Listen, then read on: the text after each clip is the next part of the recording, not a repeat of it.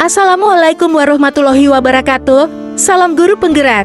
Nama saya Putri Ayu Hulansari. Saya CGP Angkatan 9 Kabupaten Waikanan. Saya guru di SMA 1 Blambangan Umpul. Saya akan membagikan video aksi nyata 1.4 budaya positif. Fasilitator saya Ibu Syarmayeni, M. TPD. Dan pengajar praktik saya Pak Hita Suprihatin, S. PD, M. PD. Assalamualaikum warahmatullahi wabarakatuh. Waalaikumsalam warahmatullahi wabarakatuh. Selamat pagi ibu-ibu yang saya cintai hari ini dan Pagi. semoga masih semangat ya. Saya cek semangatnya dengan tepuk semangat dulu ya. Oke, tepuk semangat.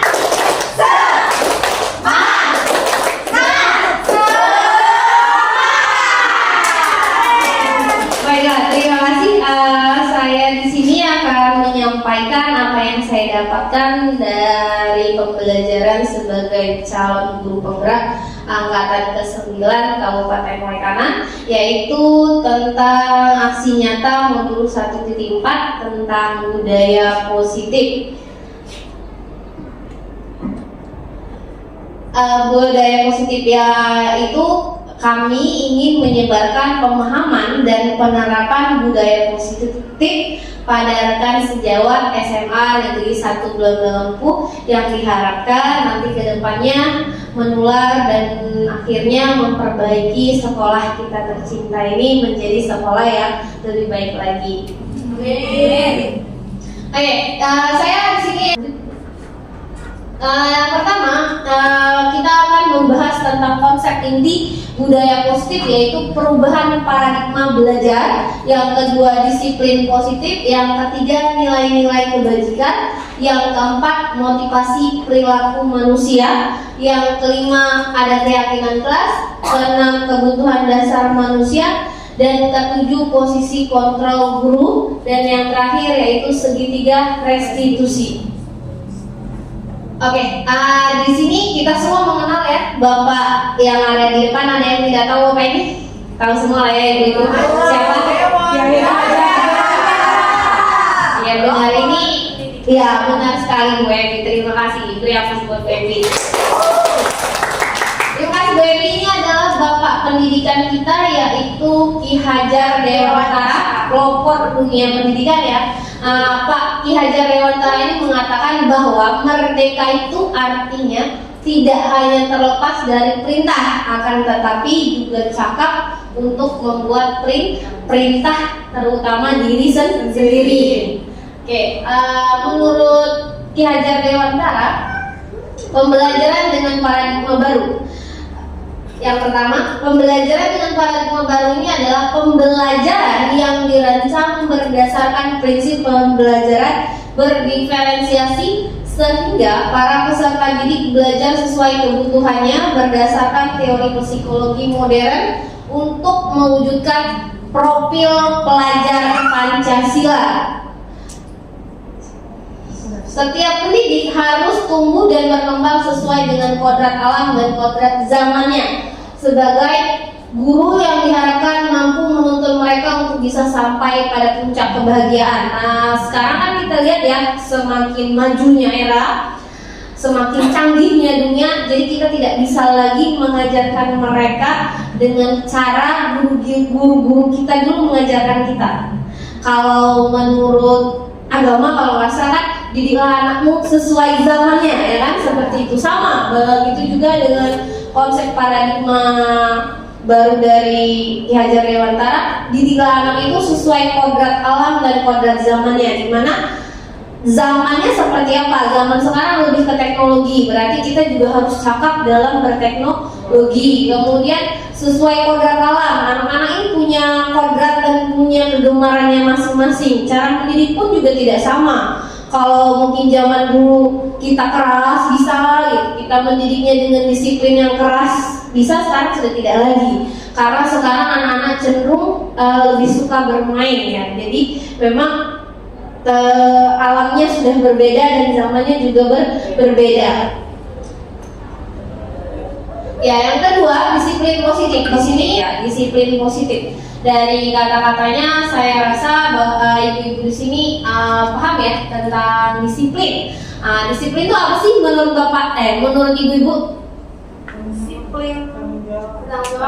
Disiplin, bertanggung jawab. Kalau positif berarti artinya hal-hal yang positif atau hal-hal yang baik. Oke, terima kasih. Oke, disiplin positif yaitu yang pertama kita bisa mengontrol orang lain hanya jika kita bisa mengontrol diri kita sendiri. Jadi kita balik lagi, kita harus mendahulukan diri kita dulu agar kita bisa mengontrol orang lain. Kemudian memiliki perilaku semua perilaku yang memiliki tujuan, model berpikir menang-menang, kolaborasi dan konsensus penciptaan pilihan-pilihan baru. Dan yang terakhir yaitu realistis, kebutuhan kita berbeda. Kita berusaha memahami pandangan orang lain tentang dunia dan setiap orang lain itu punya gambaran berbeda. Jadi apa yang saya pandang belum tentu sama dengan yang Bapak Ibu pandang. Ini menurut teori Dr. William Kaiser ya tentang disiplin positif.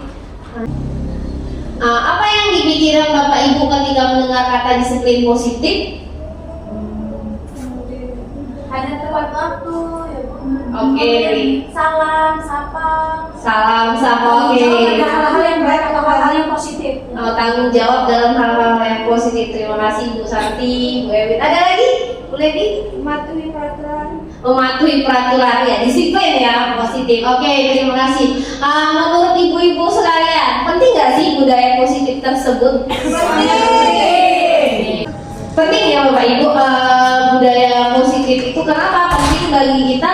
Karena posisinya menjadi menetapkan budaya positif di lingkungan sekolah itu akan mempengaruhi anak-anak juga untuk belajar. Disiplin itu berasal dari kata disiplina yang berarti belajar. Disiplin juga mengacu pada disiplin diri yang memiliki tanggung jawab terhadap apa yang dilakukan berdasarkan nilai-nilai yang diyakini. Disiplin positif merupakan salah satu cara bagi kita menerapkan disiplin yang bertujuan untuk menumbuhkan kesadaran dan menumbuhkan rasa tanggung jawab terhadap apa yang telah peserta didik lakukan, serta memberdayakan peserta didik tanpa imbalan atau penghargaan dan juga hukuman atau ancaman.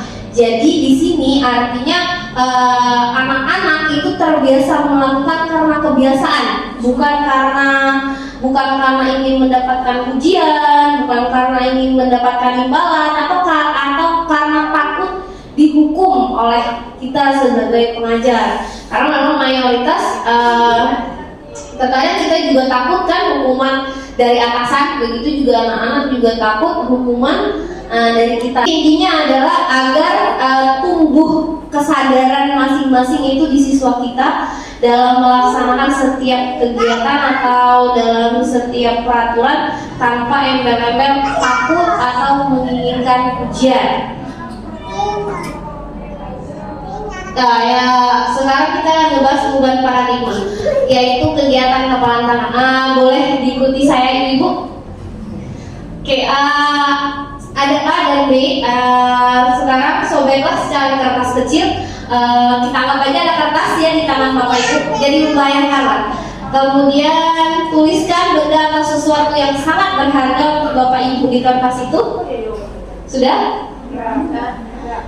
Kalau sudah, sekarang Bapak Ibu taruh di salah satu tangan Bapak Ibu, baik di tangan kanan maupun tangan kiri, dan dikepal sekencang mungkin.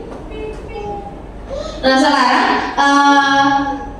coba ibu-ibu di sampingnya saling membuka kepala tangan masing-masing. Nah coba jangan untuk mengambil benda berharga. Ya. Kalau ini terbuka artinya ibu-ibu memberikan hal paling berharga yang ibu punya untuk orang lain. Apakah ibu-ibu mengizinkan kepala ibu terbuka? Tidak. Kenapa tidak?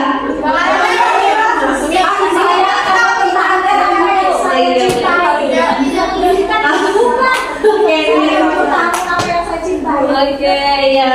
Kenapa? Karena yang Bapak Ibu genggam itu adalah sesuatu yang Bapak Ibu cintai, ya, yang ibu-ibu hargai dan yang berarti sangat penting untuk ibu-ibu. Jadi ibu-ibu akan mempertahankannya, bukan? Ya. Ya, ya itulah. Oke. Memakai domain saya. Ya, itulah miskonsepsi tentang teori kontrol ya. Sekarang kita akan bahas miskonsepsi tentang teori kontrol. Lihat, perhatikan di situ ada ilusi guru mengontrol murid. Ya, ilusi bahwa semua penguatan positif dan efektif dan bermanfaat. Nah, ilusi bahwa kritik dan membuat rasa bersalah mampu menguatkan karakter. Ilusi bahwa orang dewasa berhak memaksa. Kenapa? Ini ilusi. Ilusi itu artinya kita berpikir bahwa seorang dewasa itu berhak memaksa murid yang notabene-nya lebih muda. Itu menurut kita baik, tapi pada kenyataannya itu tidak baik. Kenapa? Makanya dikatakan ilusi. Oke, selanjutnya tentang kebajikan universal. Nah, maka hadirlah karakter tentang pelajar Pancasila. Nah, inilah yang diharapkan dunia pendidikan saat ini tentang profil pelajar Pancasila, yang artinya nanti ke depannya kita bisa menghasilkan anak-anak yang mempunyai kreativitas, berkebinekaan global, bergotong royong, mandiri, bernalar kritis, dan bertakwa kepada Tuhan Yang Maha Esa. Oke, teori selanjutnya yaitu teori motivasi, hukuman, dan penghargaan serta restitusi. Teori motivasi perilaku manusia. Teori motivasi perilaku manusia ini ada motivasi eksternal dan ada motivasi internal. Motivasi eksternal itu artinya motivasi yang ada dari luar.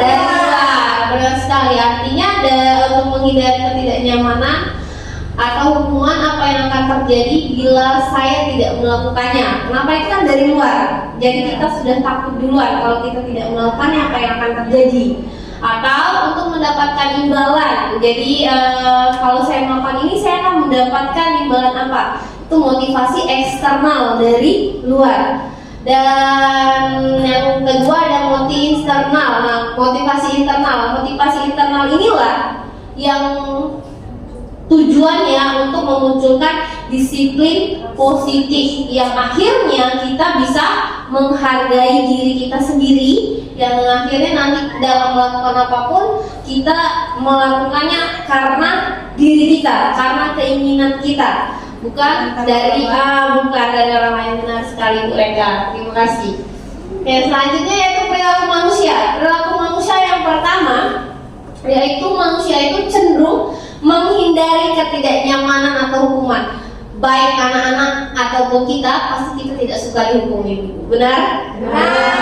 Sama halnya kita tidak suka dihukum atasan, begitu juga anak-anak tidak akan suka kita hukum. Maka cenderung menghindari ketidaknyamanan. Nah, ini adalah tingkat terendah dari motivasi perilaku manusia. Biasanya perilaku untuk menghindari hukuman atau ketidaknyamanan akan bertanya, apa yang akan terjadi apabila saya tidak melakukannya?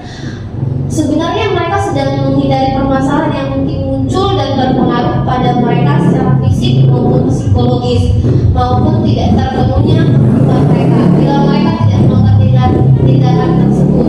Nah, ini motivasi dari eksternal, artinya motivasi dari luar. Yang kedua, untuk mendapatkan imbalan atau penghargaan dari orang lain. Nah, ini tadi satu tingkat dari motivasi yang pertama, yaitu hukuman.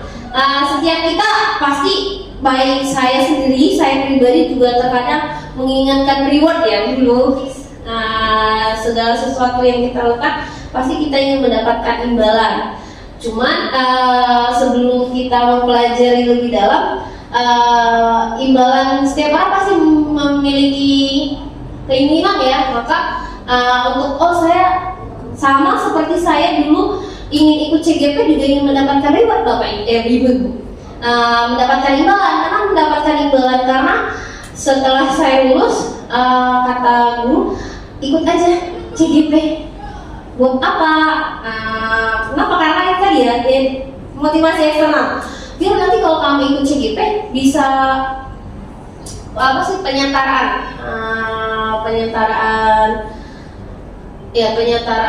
ini apa sih namanya tuh? Apa yang namanya lupa saya? Kan kayak Marina itu Motivasi. iya benar. Ya jadi katanya ikut saja biar apa? Biar nanti dapat imbalan bisa invasi seperti itu. Jadi awalnya memang saya mendapatkan dari eksternal, motivasi eksternal tadi ya, motivasi agar saya mendapatkan imbalan dari apa yang saya kerjakan. Tapi setelah terjun ke dunia guru penggerak, di situ saya belajar materinya bagus gitu. Ke apa sih tujuan dan visi misinya untuk pendidikan itu bagus. Nah itu akhirnya secara tidak langsung itu membuat motivasi internal tersendiri. Motivasi internal yang itu untuk menghargai diri sendiri dengan nilai-nilai yang kita percaya. Nah ini orang-orang dengan motivasi ini akan bertanya kan menjadi orang yang seperti apabila saya melakukannya. Itu yang saya rasakan saat ini. Kenapa saya harus melakukan ini? Apa yang akan berdampak baik untuk saya jika saya melakukan ini? Apa yang bisa saya lakukan untuk pendidikan di masa depan jika saya melakukan ini? Nah itu muncul dari diri saya sendiri. Setelah saya mengikuti program ini, memang diawali motivasi eksternal, tapi lama-lama motivasi internal itu juga bisa kita bisa timbul sendiri dengan cara kita belajar dan memahami situasi. Lanjut. Oke, yang selanjutnya yaitu ada tentang tindakan guru ya. Tindakan guru itu ada dua, hukuman atau konsekuensi. Nah di sini ada mencatat 100 kali di dalam buku kalimat saya tidak akan terlambat lagi. Menurut ibu-ibu itu hukuman atau konsekuensi? Hukuman. Lari mengelilingi lapangan basket 2 kali. Murid diminta untuk pusat 15 kali karena tidak menggunakan masker di sekolah. Menggantikan kertas tugas teman yang telah dicoret-coret. Konsekuensi. Membersihkan tumpahan air di meja tulis. Konsekuensi. Murid disuruh untuk mengenakan sepatu seharian di sekolah karena tidak mengenakan sepatu hitam. Lari mengelilingi lapangan basket 2 kali karena terlambat 10 menit untuk pelajaran PJJ. Ya, kita lihat jawaban ibu-ibu ya. Ya benar sekali. Artinya saya yakin dan saya menyadari bahwa ibu-ibu di sini sudah paham terkait tentang memberikan hukuman dan memberikan konsekuensi kepada siswa-siswanya.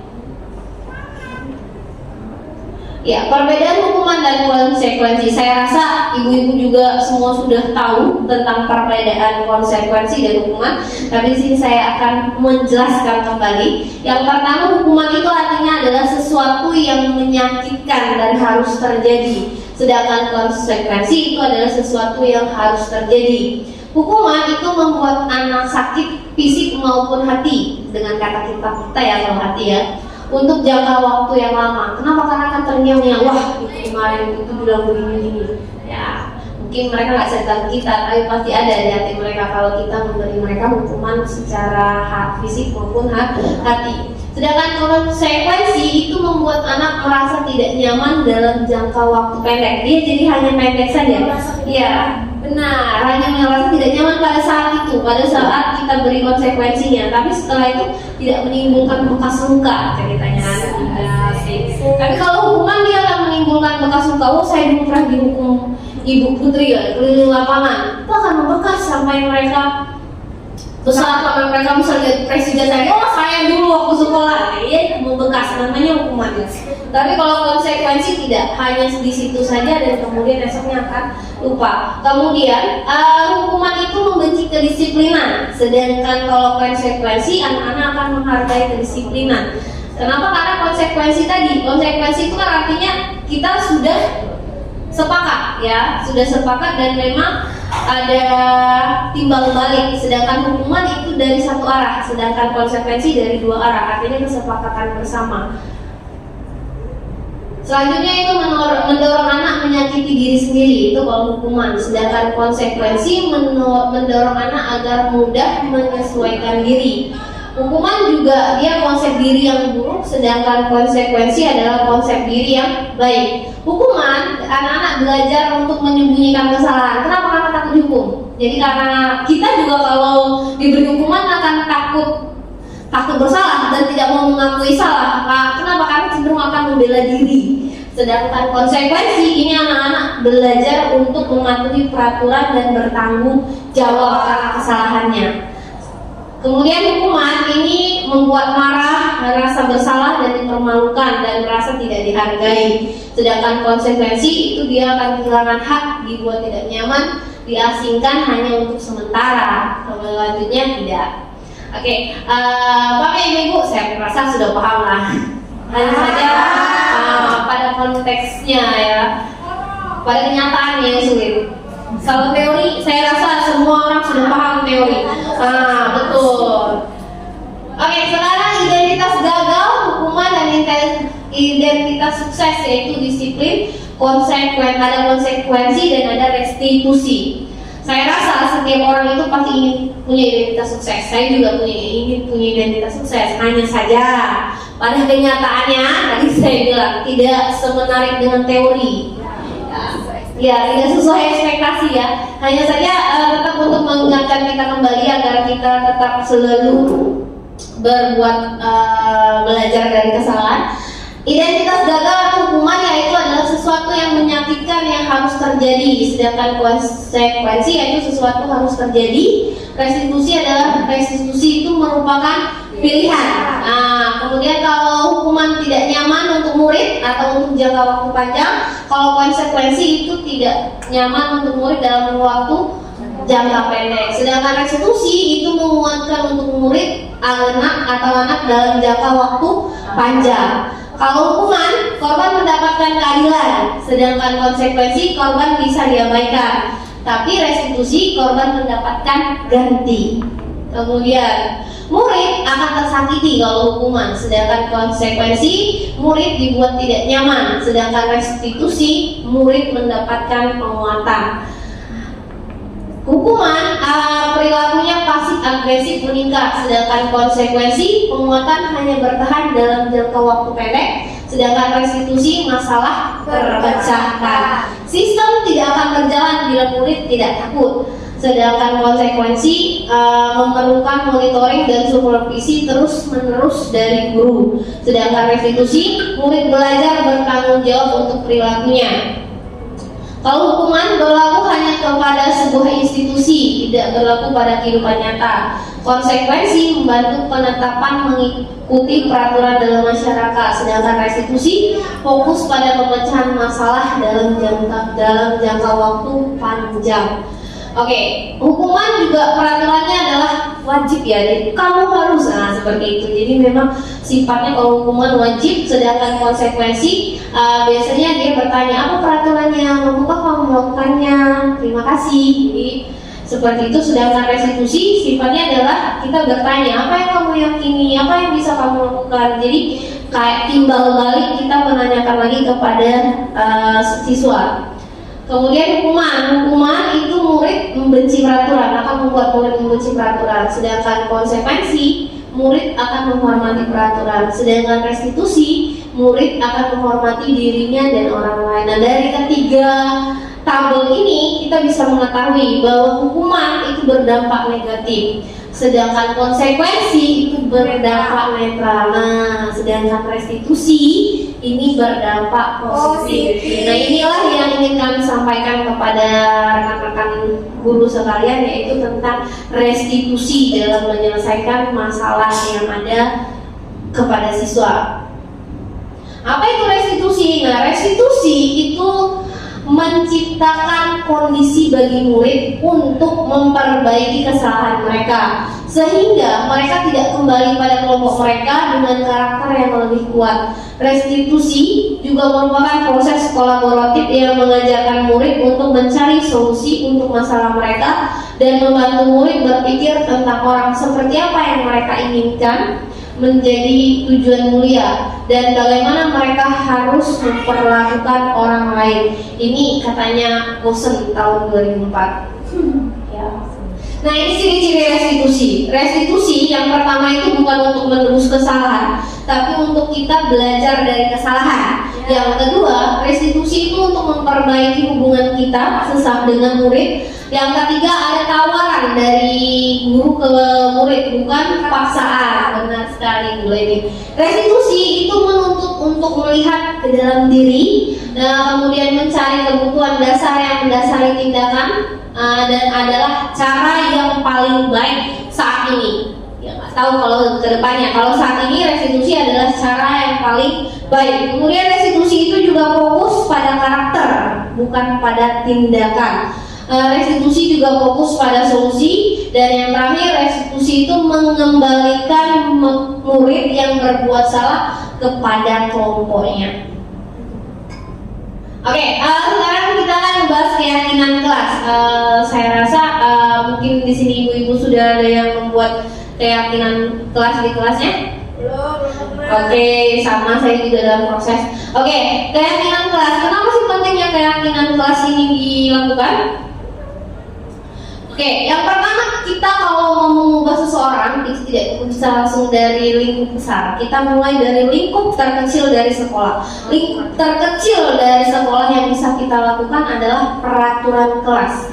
Nah, dari peraturan kelas ini kita buat keyakinan kelas. Keyakinan kelas ini artinya kita mulai membudayakan, contoh nih misal tidak kita bahasakan dengan bahasa baik ya, bahasa positif. Misal datang tepat waktu dalam pembelajaran ibu, duduk dengan manis saat ibu menjelaskan, atau kemudian bekerja sama dengan teman-temannya, membuat peraturan, membuat keyakinan kelas bersama-sama. Misal karena kelas sudah dipel, kalian masuk ke kelas dengan membuka sepatu, tidak mengotori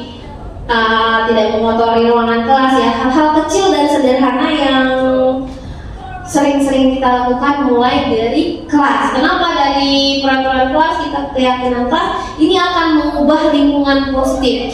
Mungkin yang kelas lain atau misal yang lain belum mengikuti, dia akan melihat. Kenapa? Karena kita cenderung kan kalau melihat seseorang itu baik, kita akan mengikuti yang baik kan. Nah, makanya akhirnya akan muncullah ke lingkungan positif. Nah, dari lingkungan positif ini akan membuat budaya positif di kelasnya, budaya positif di kelas sehingga satu sekolahan ini pun melakukan hal-hal yang positif. Benar sekali, Bu Leni. Oke, lanjut. Nah, perhatikan gambar di bawah. Yang mana yang merupakan keyakinan kelas menurut ibu? Background putih. Background putih. Kenapa? Ayo, kenapa? Guru dan murid tadi. Iya, ada guru dan murid yang saling menyayangi, ada kesepakatan ya. Jadi ya, keyakinan kelas itu ada kesepakatan antara guru dan murid, tidak hanya dari guru saja atau dari murid saja. Oke, sekarang dilihat di sini ada peraturan. Nah, menurut keyakinan kelas apa nih menurut ibu? Yang pertama, selalu kembalikan buku ke tempatnya. Tanggung jawab. Tanggung jawab. Oke, dilarang mengganggu orang lain. Menghormati Sesama, benar. Hadir di sekolah 15 menit sebelum belajar dimulai. Ya, benar. Dilarang melakukan kekerasan. Untuk kesehatan dan juga untuk saling menghormati. Saling menghormati. Dilarang menggunakan benar sekali, semua sekali baik. Oke, bergantian atau menunggu giliran? Menghormati. Iya, benar. Gunakan masker. Oke, kesehatan dan keselamatan. Yang terakhir, jangan berlari di kelas. Selamatan, kesehatan, ya. Terima kasih. Beri aplaus untuk kita semua. Baik,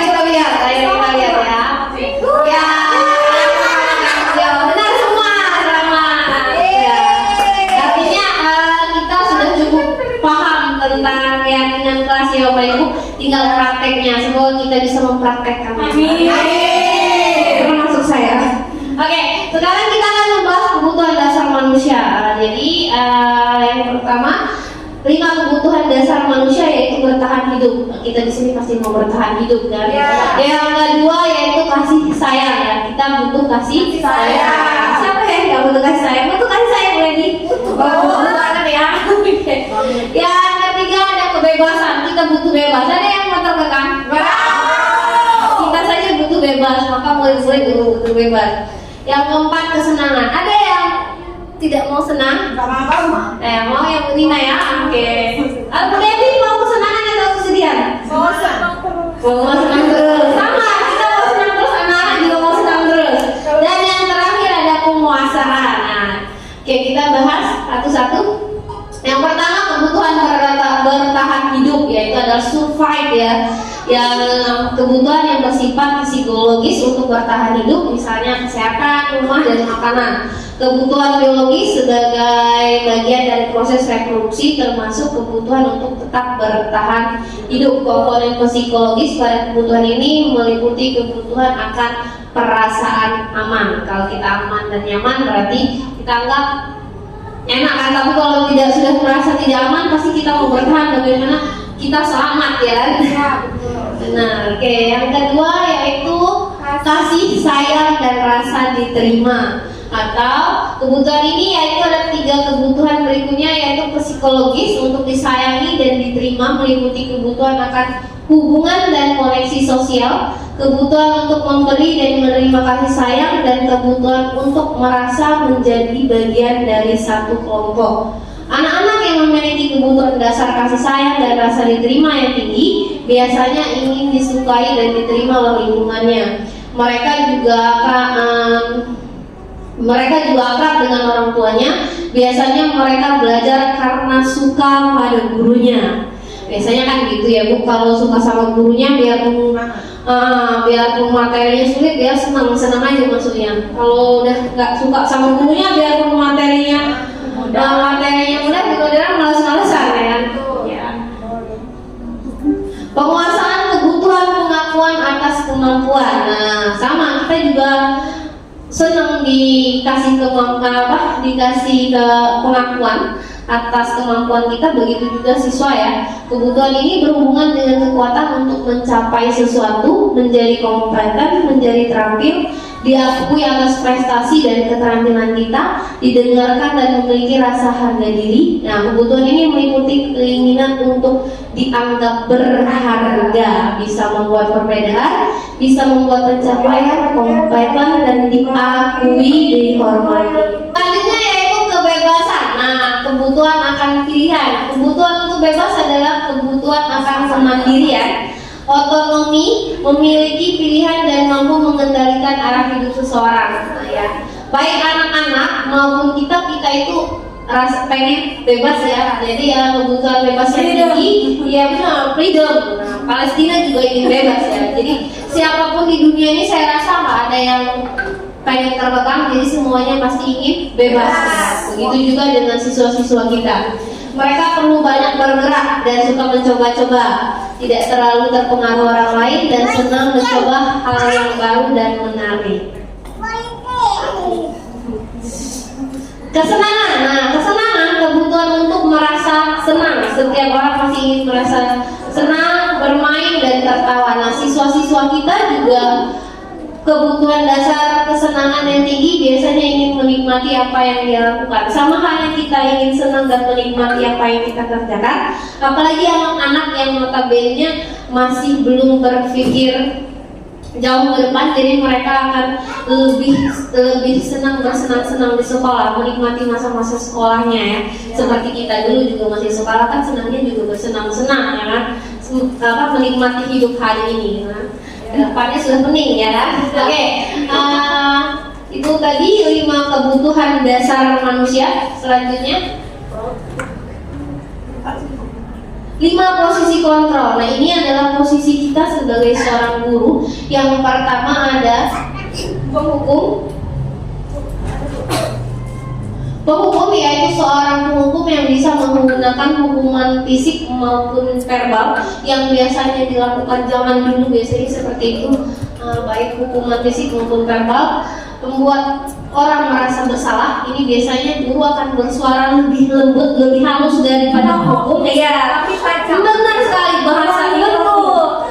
Bahasanya lembut tapi nusuk ya. Kalau hukum kan keras, dia keras langsung kena mental. Tapi kalau dia pembuat rasa bersalah ini menohok, kalau zaman sekarang ya menohok ya.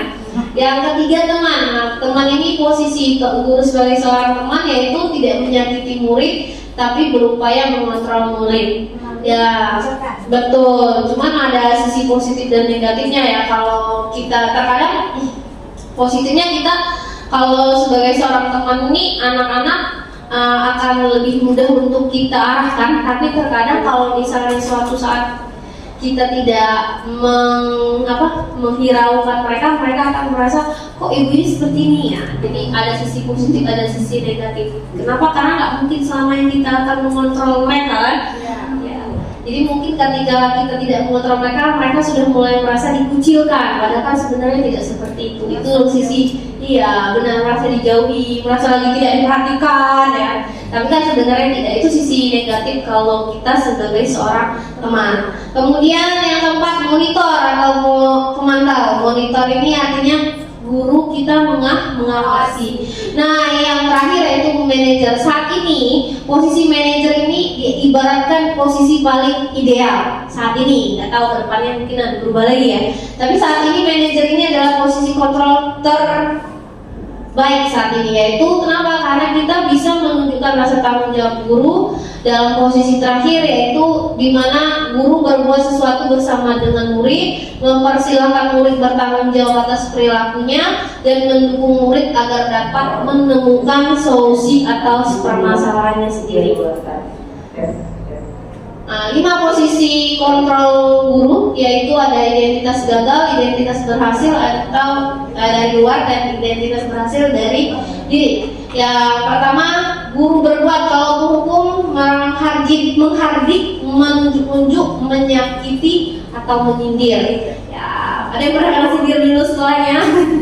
Ya, kalau membuat rasa bersalah biasanya dia akan berceramah dan mengatakan seharusnya kamu kayak gini, kecewa loh sama kamu. Nah, atau dia kalau bahasa Menosonya itu kecewa, tapi ya kamu ya gitu lah ya, bahasanya menusuk hati gitu kan, lembut tapi ke dalam gitu ya.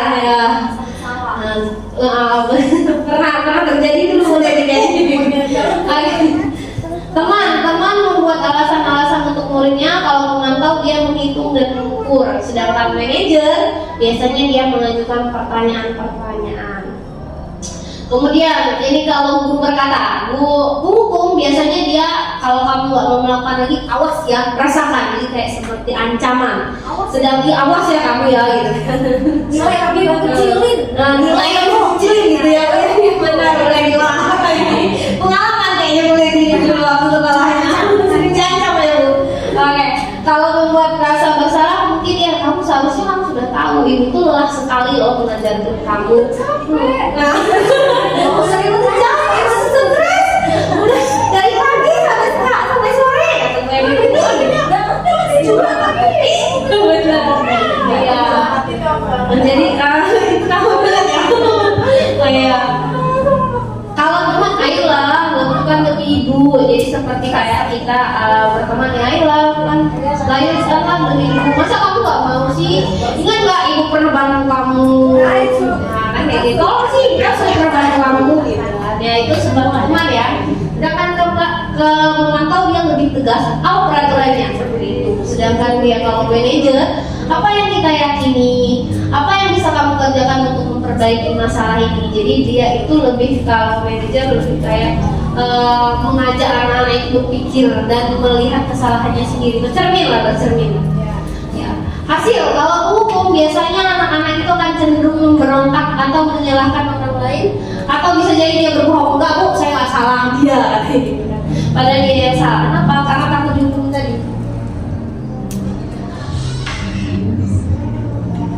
Oke, kalau membuat orang merasa bersalah, biasanya mereka akan bilang, maafkan saya ya Bu, seperti teman saya ternyata begitu. Nah, anak akan cenderung berkata seperti itu. Kalau teman tahu berapa banyak bintang yang saya harus peroleh, berapa halaman yang harus saya tulis, jadi mereka lebih cenderung mengutarakan hukumannya. Iya, benar. Kalau manajer, bagaimana caranya saya bisa memperbaiki keadaan? Biasanya mereka bertanya kembali untuk memperbaiki kesalahan mereka. Nah, yang terakhir dampak pada murid. Ketika kita menjadi penghukum, murid akan selalu mengulangi kesalahan. Gak takut lagi, sudahlah nanti juga saya dihukum begitu, sudah lari lagi aja. Gampang tinggal push up. Iya, tinggal push up 10 kali gitu kan. Kalau membuat rasa bersalah, mereka akan merasa rendah diri. Kenapa? Nohok tadi kan, masih sakit di sininya lah katanya. Jadi udahlah nggak mau lagi ngomong gitu, nanti sakit lagi gitu kan. Jadi mereka akan merasa rendah diri. Nah, kalau teman, mereka akan lemah dan tidak mandiri. Kenapa? Akhirnya tergantung sama guru tersebut gitu kan. Kalau memantau, mereka akhirnya menitik beratkan pada sanksi atau hadiah yang akan mereka dapatkan kalau mereka melakukannya. Nah, sedangkan manajer ini dia akhirnya anak-anak akan mengevaluasi diri, bagaimana cara mereka memperbaiki diri. Oke, pernyataan ini. Nah, sekarang ibu-ibu tebak ya. Ini termasuk 5 kontrol buku apa aja tadi? Penghukum, pembuat rasa bersalah, teman, pemantau, atau manajer ya. Kita mulai dari pertama. Saya kecewa sekali sama kamu. Ayo, apa ini? Pembuat rasa bersalah. Yang kedua, kamu tidak pernah benar yang melakukannya. Ayolah, lakukan demi buat kebahagiaan. Apakah kamu mendapatkan stiker bintang? Bagaimana kamu bisa menyelesaikan masalah ini? Manajer. Oke, yang terakhir, kamu selalu yang paling terakhir. Oke, kita tetap jawabannya. Benar. Oke, benar. Hebat semua. Oke. Selanjutnya. Oke, sekarang saya akan menceritakan sebuah kasus. Di sini ada Ibu Dani. Ibu Dani ini sedang menjelaskan pelajaran bahasa Inggris. Ada guru bahasa Inggris kan ya? Ada. Oke. Di papan tulis, namun beliau memperhatikan bahwa Fajar malah tidur-tiduran dan tanpa acuh tak acuh pada pelajarannya. Fajar coba jawab pertanyaan nomor 3, maju ke depan dan kerjakan di papan tulis. Fajar pun tampak malas-malasan maju ke depan dan sesampainya di papan tulis, Fajar hanya diam terpaku sambil memegang buku bahasa Inggrisnya dan memainkan spidol di tangannya. Ayo Fajar, makanya jangan tidur-tiduran. Lain kali perhatikan. Sudah sana duduk kembali. Kira-kira siapa yang bisa? Fajar pun kembali duduk di bangkunya. Hal seperti ini sudah sering kali terjadi pada Fajar. Seperti tidak memperhatikan, acuh tak acuh, dan nilai-nilainya pun tidak terlalu baik untuk pelajaran bahasa Inggris. Pada saat itu guru oleh Ibu Dani, Fajar hanya menjawab, tidak tahu Bu. Ibu Dani pun menjawab lagi, gimana kamu Fajar? Kamu tidak kasihan sama ibu ya? Ibu sudah capek-capek mengajarkan kamu, tidak kasihan sama ibu. Dan Fajar pun dia membisu. Ya, ini juga kadang saya lakukan ya.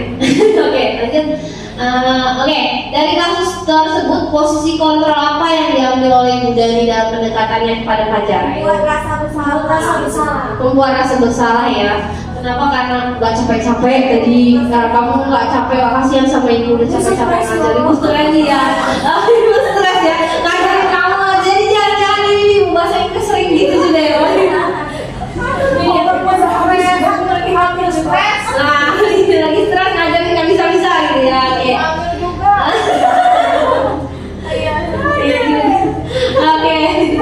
Oke, ya membuat rasa bersalah. Membaca sikap Fajar, kira-kira kebutuhan apa yang diperlukan oleh Fajar?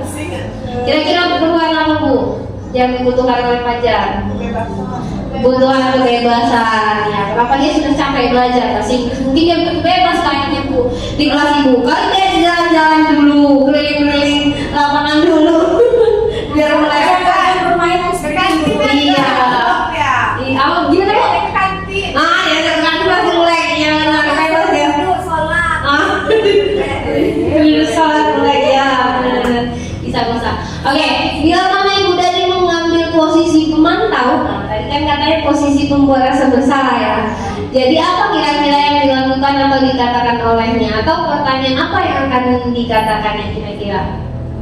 Kalau Fajar bisa jawab nanti Fajar kasih bintang 5. Oke, atau oke, terima kasih Melody. Kamu bisa jawab bintang 5. Sebenarnya apa yang membuat kamu sepertinya susah sekali menerima pelajaran bahasa Inggris ini? Oh iya, oke. Apa sih Kesulitannya di mana? Kesulitannya di mana? Oke, lanjut. Ada lagi? Oke, apabila Anda menjadi kepala sekolah, pelajar dan mengetahui hal ini, bagaimana tindak lanjut Anda? Misal, ibu-ibu adalah kepala sekolahnya dan mengetahui kejadian pelajar ini, apa kira-kira tindak lanjut ibu-ibu? Panggil orang tuanya. Oke, panggil orang tuanya. Berikan surat. Panggilan gitu. Mungkin Fajar hanya tidak suka pada bahasa Inggris, kan mungkin dia salah satu alasannya karena tidak mengerti dan susah dimengerti. Benar. Jadi solusinya dengan membentuk kelompok, dilakukan dengan teman-temannya mungkin lebih mumpuni dengan itu agar nanti saling apa ya? Saling Saling share ya. share. Oke, oke. Anaknya tanya ada masalah apa di rumah. Oke, panggilannya oke. Tahu broken. Iya benar. Punya masalah di rumah ya. Oke, oke. Terima kasih Ibu Evi, Bu Leni dan Ibu Santi dan ibu-ibu lainnya. Oke, gitu ya. Cuma memang kalau kondisi sekolahnya kayaknya kalau untuk panggil orang tua itu nanti kayaknya kalau sudah nggak pernah masuk lagi gitu ya. Iya, kalau udah fatal banget. Kalau terima kasih ya saran-sarannya Bu Evi, Bu Leni, Bu Santi dan ibu-ibu lainnya, Bu Titin juga. Oke, lanjut. Nah, inilah pentingnya segitiga restitusi yang sedang menjadi niatan kami untuk memberitahukannya kepada ibu-ibu agar kedepannya kita bisa membuat menyelesaikan masalah-masalah kasus contoh seperti Fajar. Ya, yang pertama segitiga restitusi, yaitu yang pertama kita harus menstabilkan identitas, yaitu setiap orang kan pasti pernah melakukan kesalahan. Dan contoh menstabilkan identitas, kita bisa berbicara kepada murid, tidak apa-apa berbuat salah. Iya, kamu bukan satu-satunya yang berbuat salah, ibu juga pernah berbuat salah. Intinya kita menstabilkan identitas agar mereka tidak cenderung ketakutan terlebih dahulu gitu. Yang kedua yaitu validasi, menanyakan keyakinan. Nah, menanyakan keyakinan ini contohnya misal nilai-nilai apa sih yang telah kita sepakati di kelas, kamu mau menjadi orang yang seperti apa sih?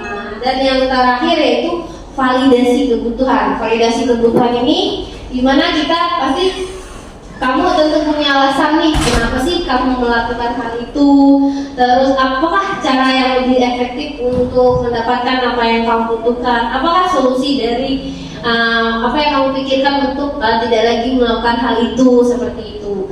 Oke, lanjut. Oke, ibu-ibu, ini adalah penerapan segitiga restitusi dalam pelajaran.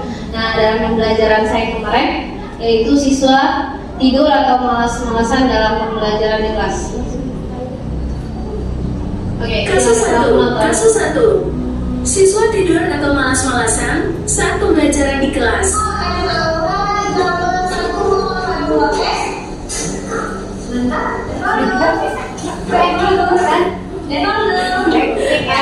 Etik yang benar-benar kan?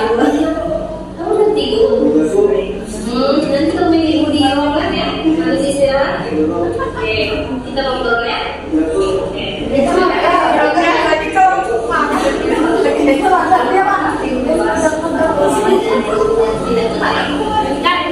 Ini kan kita menerapkan segitiga restitusi. Kalau sebelum segitiga restitusi ya masih mudah-mudah ya. Dewasa semua kalau anak ini ya. Tidak apa-apa, itu kalau kesalahan, tapi kesalahan itu tidak perlu diulang ya. Pada kesalahan itu ada sebuah pelajaran yang kalian tolong nanti dijadikan sebagai pelajaran ya. Sekarang bagaimana cara kamu memperbaikinya agar kamu tidak terbukti dengan baik?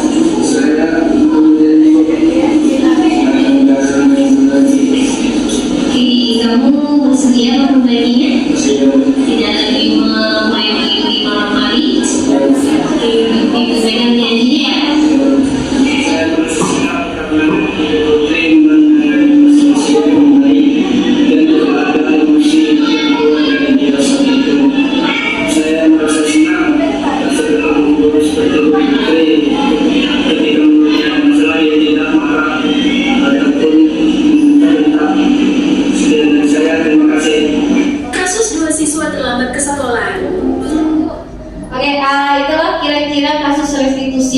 yang diharapkan agar kita mempraktekkannya di kehidupan sehari-hari. Ya saya menyadari sih, terkadang memang sebelum mengenal segitiga restitusi, kadang juga masih suka terbawa ya kalau anak-anak itu berbuat salah. Biasanya kita itu sebagai guru cenderung sebagai seorang penghukum atau biasanya membuat rasa bersalah. Kamu gak capek ya? Ibu dulu hamil kayak capek jelasin dari pagi gitu kan. Masa kamu nanti ada yang kayak kamu nih gitu kan. Nah, cuma itu kan memang biasa yang kadang kita juga tanpa sadari pasti melakukan hal itu gitu kan. Atau kadang sebagai penghukumnya, kamu kan tidak ada pelajaran saya gitu kan. Saya cuci muka atau usaha kan seperti itu. Cuma kan yang diharapkan di pendidikan kita ini tidak, kita itu sebagai guru bukan lagi sebagai penghukum atau pembuat rasa bersalah. Yang diharapkan ya setelah kita itu memahami tentang segitiga restitusi, guru itu sebagai seorang manajer. Manajer yaitu yang pertama, jika anak-anak itu punya kesalahan, kita memvalidasi dulu. Kita menstabilkan identitasnya dulu agar dia tidak lagi mengulangi hal itu gitu. Yang kedua, kita menanyakan keyakinan, dan yang ketiga kita membuat dia berpikir bagaimana agar dia tidak mengulangi lagi. Jadi itulah yang diharapkan di dunia pendidikan saat ini. Kita sebagai seorang manajer, bukan seorang penghukum ataupun pemantau. Tadi yang saya bilang, saat ini posisi manajer itu adalah posisi terbaik yang bisa dilakukan seorang guru. Ya nggak tahu kedepannya, siapa tahu nanti ada lebih perbaruan ya. Ya memang mungkin akan sulit karena saya juga masih harus belajar untuk menjadi seorang manajer. Karena saya akui juga, saya juga kemarin-kemarin mungkin juga masih bersifat sebagai penghukum atau pembuat rasa bersalah. Kadang-kadang juga jadi teman. Kadang-kadang juga jadi pemantau.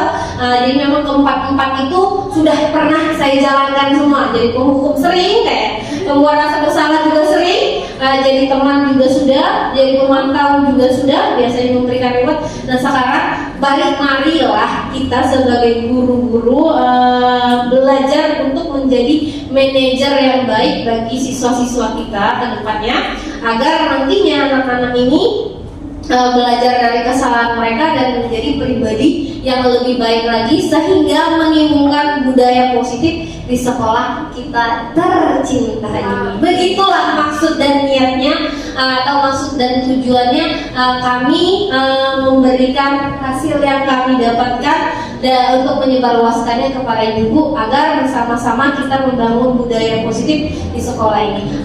Begitu saja sih. Sekian ibu-ibu, ada yang mau ditanyakan? Silakan. Ibu Ewi. Terima kasih waktunya Bu Putri. Saya ingin bertanya mengenai segitiga restitusi. Jadi pertanyaan apa saja yang bisa saya ajukan ketika saya harus menstabilkan anak didik saya itu? Padahal itu salah. Apa yang harus saya berikan supaya dia stabil identitasnya, kemudian validasi tindakan tadi ya Bu. Sama yang terakhir menanyakan keyakinan, apa pertanyaan-pertanyaan apa yang harus saya ajukan. Terima kasih Bu Putri. Terima kasih Bu Ewi. Oke, untuk menstabilkan identitas, saya rasa kita sebagai guru sudah pasti punya caranya masing-masing ya untuk menghadapi anak-anak. Bisa dicontohkan seperti tadi, tidak apa-apa berbuat kesalahan, ibu juga pernah berbuat kesalahan, tidak apa-apa kesalahan itu menjadi pelajaran, jangan dilakukan asal tidak dilakukan lagi. Atau bisa menstabilkan identitas itu artinya intinya dari pembicaraan itu kita tidak langsung menjudge anak itu atau menyalahkan dia. Jadi kita beri dia kesempatan untuk melakukan kesalahan, hanya saja ke depan agar tidak lagi diulanginya. Seperti itu menstabilkan identitas. Untuk pertanyaan-pertanyaan lain, jawaban-jawaban lainnya nanti kan bisa ibu kembangkan dengan situasi, kondisi dan bahasa ibu masing-masing. Seperti itu. Mungkin kalau bahasa Inggris dia bisa pakai bahasa Inggris kan, seperti itu. Kalau guru bahasa Indonesia bisa pakai bahasa Indonesia yang baik dan benar, seperti itu. Bisa pakai puisi, syair ya. Pokoknya menstabilkan identitas, intinya kita tidak langsung menjudge anak. Artinya kita mempersilahkan mereka untuk ada sesekali melakukan kesalahan, nggak apa-apa, seperti itu. Kemudian untuk keyakinan kelas itu kita ulang lagi kembali kepada mereka tentang peraturan-peraturan yang sudah disepakati antara kita dengan murid. Contoh misal di pelajaran kita atau misal kalian selama pelajaran ibu kita sepakat tidak boleh tertidur di dalam kelas, atau pelajaran ibu boleh terlambat 5 menit. Nah itu kan adalah peraturan-peraturan kelas yang sudah kita sepakati.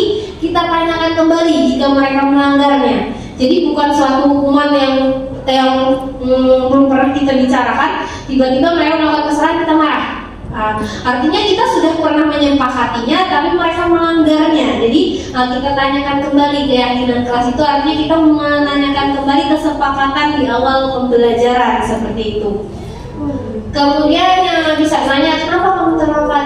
Kamu mengingat nggak peraturan kelas kita seperti apa? Keyakinan kelas apa yang sudah kita sepakati? Boleh tidak tidur di dalam kelas? Itu benar atau tidak? Atau boleh tidak terlambat? Benar atau tidak?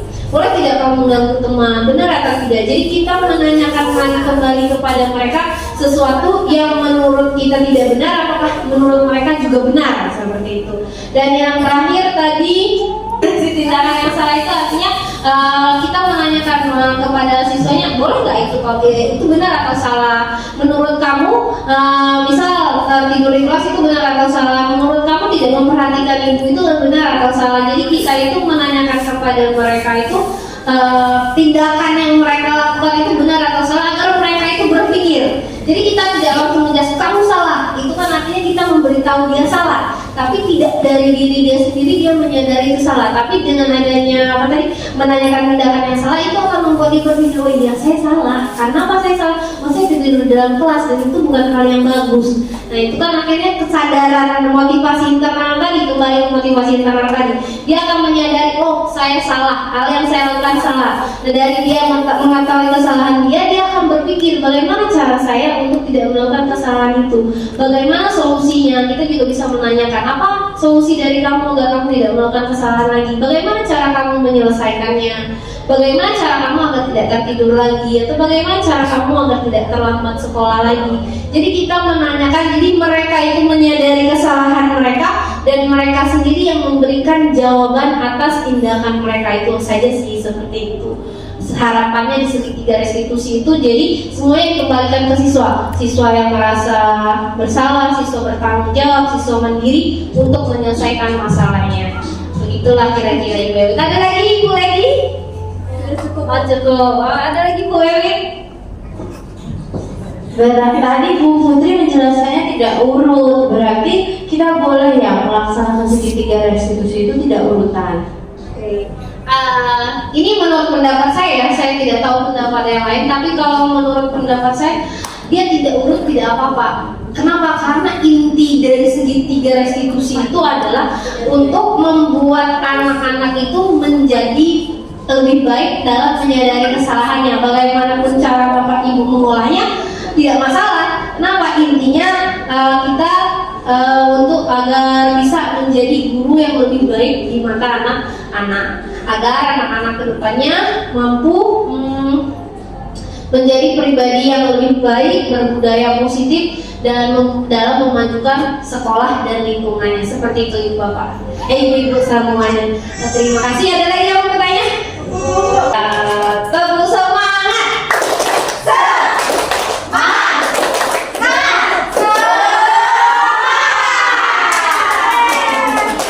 Terima kasih Ibu-ibu atas perhatiannya. Semoga materi ini bermanfaat dan semoga kedepannya kita bisa menjadi manajer bagi diri kita sendiri, bagi siswa-siswa kita sendiri dalam menghantarkan anak-anak bangsa menuju cita-citanya dan menjadikan sekolah kita menjadi sekolah yang lebih baik lagi. Assalamualaikum warahmatullahi wabarakatuh.